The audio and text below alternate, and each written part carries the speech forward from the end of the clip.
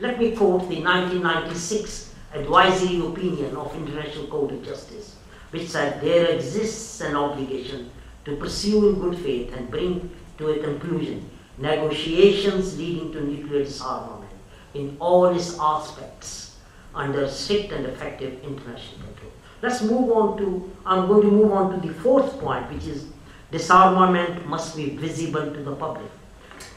No, any amount of what the governments are doing, nuclear weapons countries, they should publish more information so that ordinary people in civil society must know what they are doing to fulfill their disarmament agenda.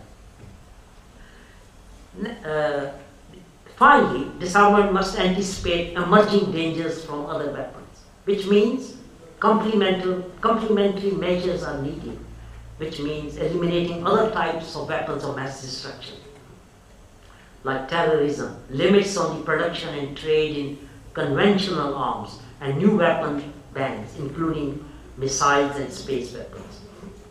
All these proposals, I said, they make a fresh start, not only on disarmament, non-proliferation, and peaceful use of energy, which are the three pillars of NPT, but also on strengthening our system of international peace and security, leading to a nuclear-free world.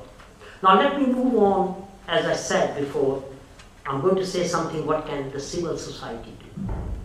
Number one, follow the 13 practical steps for disarmament, which I have put it at the back of my speech. Copies of my speech are available there, which is the reaffirmation that the ultimate objective of efforts of states in the disarmament process is general and complete disarmament under effective international control.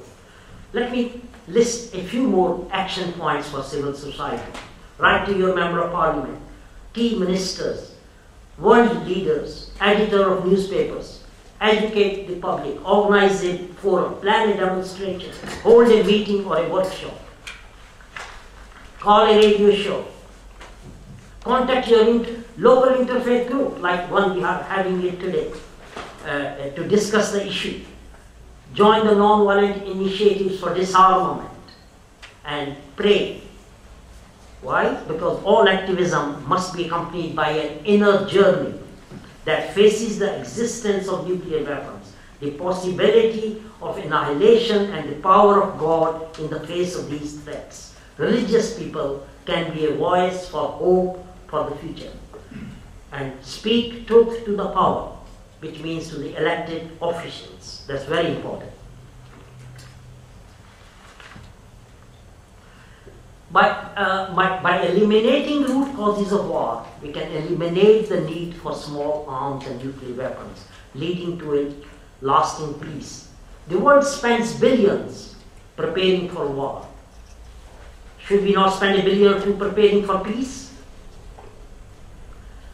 The United Kingdom and other nuclear powers have to recognize that their own weapons and policies are part of the problem and hinder international efforts to abolish nuclear weapons and reduce proliferation initiatives.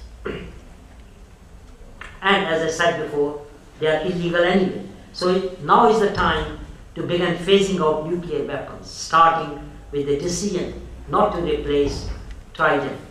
Contrary to myth, giving up nuclear weapons will not happen overnight or leave the United Kingdom naked and vulnerable. Now, whilst the world leading nations talk of reducing nuclear weapons, they still want to develop new weapons for themselves. This strikes me as a strategy that will never free the world of nuclear weapons. It should be noted that Gandhi was not only a keen supporter of substituting non-violent resistance for the war, but a sharp critic of the bomb. In 1947, Gandhi argued that he who invented the atom bomb has committed the gravest sin in the world of science, concluding once more, the only weapon that can save the world is non-violence. The bomb will not be destroyed by counter bombs. Indeed, hatred can be overcome only by love. I'm going to close with a paragraph from Nobel laureate Mohammed Al-Baradei, the Director of International Atomic Energy Agency. I quote, "Imagine what would happen if the nations of the world spent as much on development as on building the machines of war. Imagine a world where every human being would live in freedom and dignity. Imagine a world in which we would shed the same tears when a child dies in Darfur or Vancouver.